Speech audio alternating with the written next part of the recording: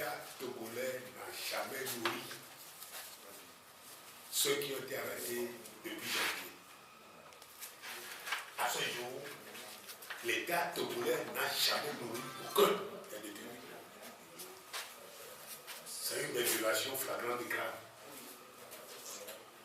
Deuxièmement, c'est avec beaucoup de difficultés que les gens qui sont malades sont examinés, sont soignés. Normalement, lorsque les gens sont en prison, c'est l'État qui doit les soigner. L'État se doit de les soigner.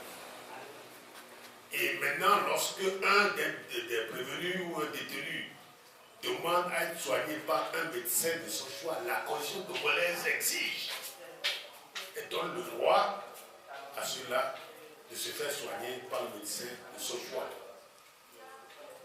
Vous constatez que, en l'espèce, s'agissant de Yakanou, l'épouse de Yakanou a mené une infirmière de la famille et qui allait examiner, et d'abord qui devait examiner le monsieur Yakanou. La gendarmerie a refusé. Les agents ont refusé que la dame approche le prévenu. Vous savez, il n'est que prévenu. Même s'il était condamné, il a des droits. Là, il n'est que prévenu. Le prévenu a les mêmes droits que celui qui est en liberté. Le seul droit qui lui manque, c'est le droit d'être en liberté, justement, c'est tout. Il a tous les autres droits. Il doit être traité de la même manière, sauf la liberté qui ne lui est pas accordée. C'est tout. Monsieur, l'infirmier a voulu aller s'enquérir de l'état de santé de Yakanou, parce que son épouse, une dame qui est d'habitude sereine, était très alarmée et a ramené une infirmière. Les agents de la gendarmerie ont refusé que l'infirmière examine M. Yakanou.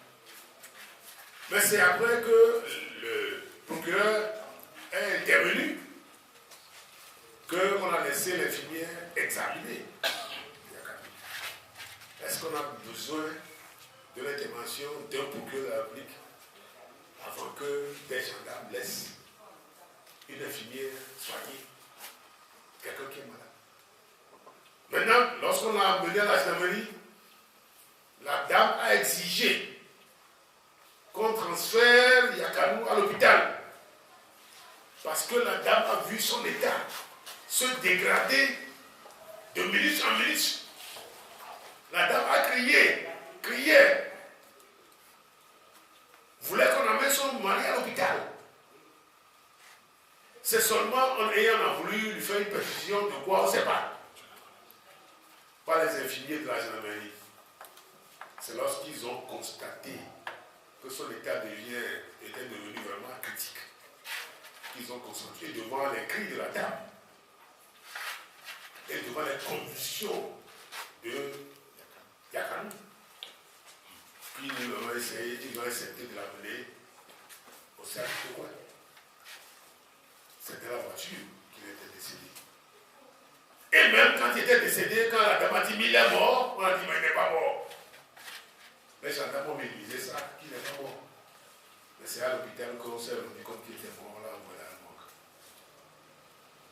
Il y a une évidence non-assistance à personne en danger. C'est prévu par le code pénal.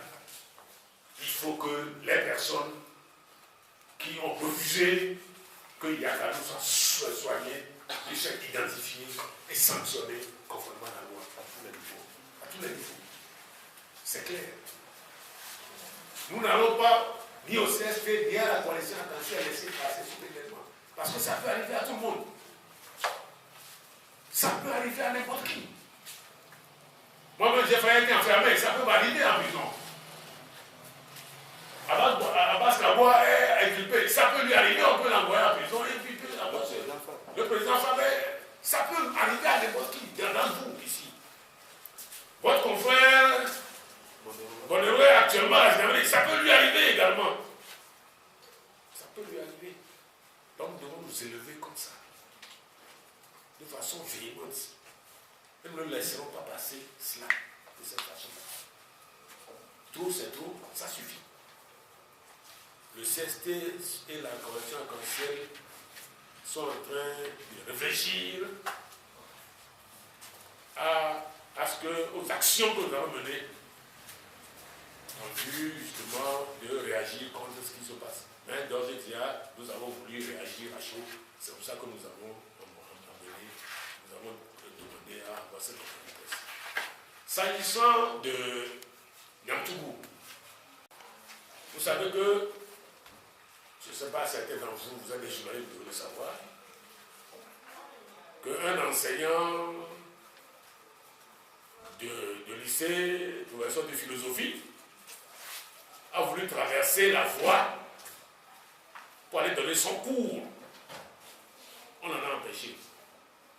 Il a insisté, il dit non, il a des élèves qui vont passer le bac, qui attendent pour donner le cours.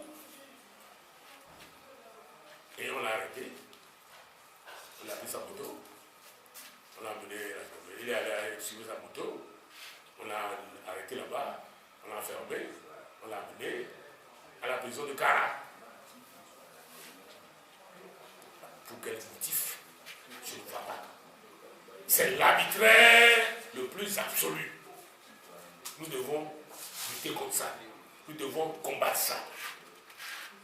Nous devons combattre ça avec beaucoup de vigueur. Et ce matin, vous avez dû savoir que la population de Niamtougou s'est réveillée et s'est élevée contre cette situation. À cet instant, la population est dans la rue. Les choses sont en train de se dégrader de plus en plus. Et le Togo a dépêché l'armée à Niamtougou pour aller maîtriser la situation, pour aller réprimer ce qui se passe là-bas. Ce que je peux vous dire, c'est que Abbas vous dira exactement ce que c'est. On a sifflé, on a sonné la corne de guerre. Je vous le dis. La population de Niamtougou a fait sonner ce matin à 5 h du matin la corne de guerre. Et c'est pour ça que ça a appelé tout le monde. Ils sont dans la rue. Ils sont pour manifester parce que trop, c'est trop. Nous nous élevons contre cela. Nous disons, trop, c'est trop. Nous devons tout faire pour mettre fin à ça. Nous devons mettre fin à ça. Nous nous battons pour mettre fin à ça. Nous devons nous battre. Nous, vous et tout le monde, tout le monde Togolais, pour mettre fin à ça. Parce que ça peut arriver à n'importe qui. Ce qui est arrivé à Lomé, comment Niamtougou, comment d'abord où des jeunes, des élèves étaient en train de manifester, on l'a tiré dessus. Ça peut arriver à n'importe qui. Il faut que nous nous levions, que le peuple togolais se lève pour qu'on arrive à faire face avec des salades graves que des gens qui ont brûlé le marché. Parce que je le dis, je le répète, nous n'avons pas brûlé le marché, ni le marché de Dakar. Personne dans nous n'a brûlé le marché de Lomé de Dakar. Ils ont brûlé les marchés de Lomé de Dakar. Ils les ont brûlés. Et ils tuent nos frères et nos enfants après avoir brûlé les marchés. Eux-mêmes savent qui a brûlé le marché. Nous le savons également. Au moment opportun, nous verrons. Il faut demander. Les langues ont commencé à se délier. Il faut demander qui a brûlé le marché. Il faut demander à certaines personnes qui sont déjà citées. Demandez au colonel Katanga qui a brûlé le marché. Demandez à Ingrid Awade qui a brûlé le marché. Demandez. Ce n'est pas à l'homme qu'il faut demander cela. C'est pas à lui. Demandez au Kafi qui a brûlé le marché. Demandez. On vous le dira. Ils vous le diront. Mais fait ça. On tue, on embastille, on torture pour ça. On m'inculpe. On inculpe le président Fabre. On inculpe Abbas Kaboua. On inculpe Agbebe Kodjo. Pour ça, alors que c'est eux-mêmes qui ont pris le marché.